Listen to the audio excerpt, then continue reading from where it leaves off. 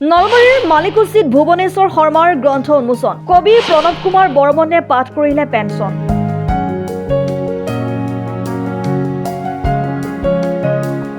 নলবাৰী চহৰৰ মালিকুছিত বুধবাৰে আবেলি সাকু প্ৰকাশনৰ উদ্যোগত এখন গ্ৰন্থ উন্মোচনী সভা অনুষ্ঠিত হয়। এই অনুষ্ঠানত মালিকুছি নিবাসী বিশিষ্ট সমাজ হিতৈষী তথা সাহিত্য সেৱী ভুৱনেশ্বৰ শৰ্মাৰ সমন্বয় আৰু সংস্কৃতিৰে প্ৰসিদ্ধ মালিকুছি শীৰ্ষক গুৰুত্বপূৰ্ণ গ্ৰন্থখন উন্মোচন কৰা হয়। এই উপলক্ষে লেখকৰ মালিকুছিৰ বাসভৱন চৌহদত জ্যেষ্ঠ সাংবাদিক কমলেশ শৰ্মাৰ সভাপতিত্বত আৰু বিশিষ্ট কবি শান্তনু শৰ্মাই আঁত ধৰা গাম্ভীৰ্যপূৰ্ণ অনুষ্ঠানত সমন্বয় আৰু সংস্কৃতিৰে প্ৰসিদ্ধ মালিকুছি শীৰ্ষক গ্ৰন্থখন আনুষ্ঠানিকভাৱে উন্মোচন কৰে বিশিষ্ট চিকিৎসক তথা প্ৰসিদ্ধ গল্পকাৰ ডাক্তৰ ৰাতুল ভট্টাচাৰ্যই। অনুষ্ঠানত বিশিষ্ট অতিথি হিচাপে উপস্থিত থাকি জনপ্ৰিয় কবি প্ৰণৱ কুমাৰ বৰ্মনে কয়, মানুহ মূলতঃ স্মৃতিকাতৰ, স্মৃতিবিলাকত ইতিহাস থাকে। অনুষ্ঠানত গ্ৰন্থখনৰ লেখক ভুৱনেশ্বৰ শৰ্মাই মনৰ অনুভৱ ব্যক্ত কৰি কয় যে মালিকুছিৰ সংস্কৃতি সঁচাকৈ প্ৰসিদ্ধ।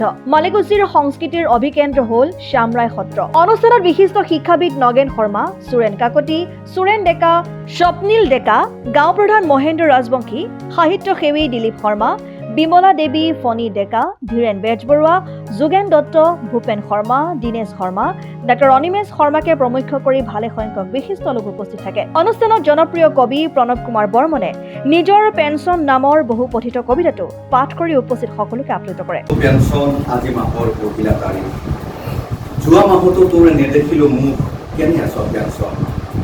আচনে একেদৰে মোৰ দৰমহাৰ পৰা কাটি নি সাঁচি ৰাখোঁতে বৰমূৰীয়া যেনে আছিল। মোৰ ঘাম আৰু তেজৰ টোপালেৰে তোৰ সম্ভাৱনাক মই নিষিক্ত কৰিছিলোঁ। জানিছিলোঁ এদিন অন্ধৰ লাখুটি হবি, ঘৰখন পোহৰাই ৰাখিবি অমাৱস্যাৰ ৰাতি। সকলোৰে অলক্ষিতে কৰ্ণৰ দৰে বাঢ়িছিলি তই, আজি মোৰ জীৱন সন্তানৰ সাকৰ। পেঞ্চন শৰীৰ ভালনে তোৰ? জ্বৰ, কাহ, ডায়েৰিয়া।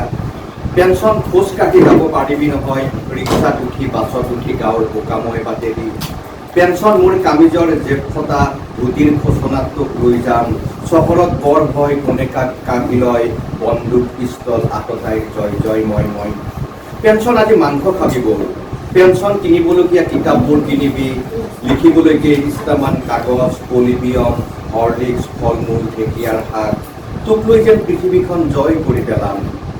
পেঞ্চন ৮০ মাইল দূৰৈৰ পৰা আহিছোঁ পুৱা ৫টাৰ পাছত। পেঞ্চন দীঘলীয়া শাৰীত সূৰ্য প্ৰণাম কৰি আছোঁ। পেঞ্চন টোকেনটোৱে কৈছে তই আছ, অকণমান সময় ৰখ, এয়া মই গৈ পালোঁ তোৰ ওচৰ। মোৰ মুখলৈ চা পেঞ্চন, টাংটোৰ পৰা ওলাই আহ, বৰ আচন্দ্ৰাই কৰিছে মোৰ, গেষ্ট্ৰিক গুজাৰ দিছে, পাৰিলে তোক লৈ এবাৰ ডক্টৰৰ চেম্বাৰত সোমাম। পেঞ্চন অহা মাহত ডাঙৰজনীৰ বিয়া পাতিছোঁ, নালাগিবনে টিভি, ফ্ৰিজ, ফাৰ্নিচাৰ। পেঞ্চন ডাঙৰটো ল'ৰাৰ চাকৰিৰ বাবদ এই মাহতে দিব লাগিব ৫০,০০০, বাকীবোৰ নকওঁতো কৈনো কি লাভ। তথাপি ক পেঞ্চন, অকলে কিমান বুজিবি তই? বাৰিষা আহিল, দিন পাতৰ ফুটা মাৰিছ, শীত আহিল, লেপ কম্বল আনি দিছ, আন্ধাৰ খেদিবলৈ দিছ ইলেক্ট্ৰিচিটি।